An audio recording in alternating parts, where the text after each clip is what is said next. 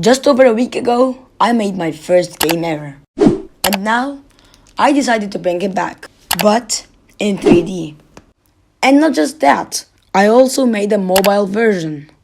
But transforming a simple 2D game into 3D wasn't as easy as I thought. From broken physics to infinite level generation. Here's how I did it. Before jumping into 3D, let's talk about the original game. It was a simple platformer where a ball kept moving to the right. And the goal was to avoid spikes. Pretty basic, but it worked. So I thought, what if I took this idea and turned it into a full 3D parkour game? The first challenge was movement. In 2D, it was simple. Just move it right. But in 3D, I had to deal with depth, smoother jumps, and making sure the movement felt responsive. At first, it didn't go well. The physics felt tough. The ball kept sliding way too much, and sometimes it just flew off the map. So I had to change a lot of things. Basically, change the whole entire game until it finally felt right. And that's exactly what I did. And now, I finally had a working game. In the original game, levels were just static platforms. But in 3D, I wanted something more dynamic. So instead of designing every level by hand, I made 3 different level chunks and coded them to spawn randomly, creating an infinite, never-ending challenge. Once the ball is in a 20 block radius of the last spawned position, another chunk of 10 blocks immediately spawned again, making 3 chunks always ahead, waiting for the player to come. This seemed like a very great idea, until things started breaking.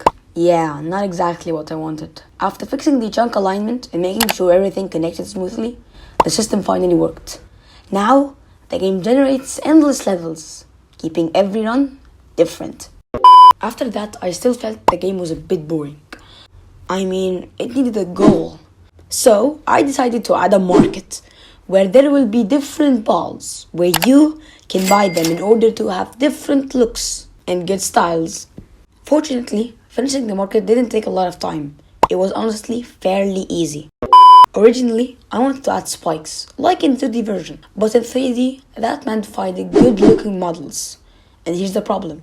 I couldn't find any free, high-quality 3D spike assets. Nice. This wasn't gonna cut it. So for now, I decided to keep the game without spikes. But I might add them later. With the game running smoothly, I had one more challenge.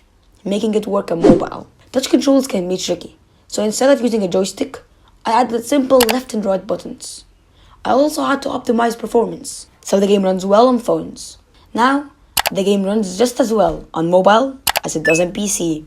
At the end, I made the game save your progress. But there was a slight problem.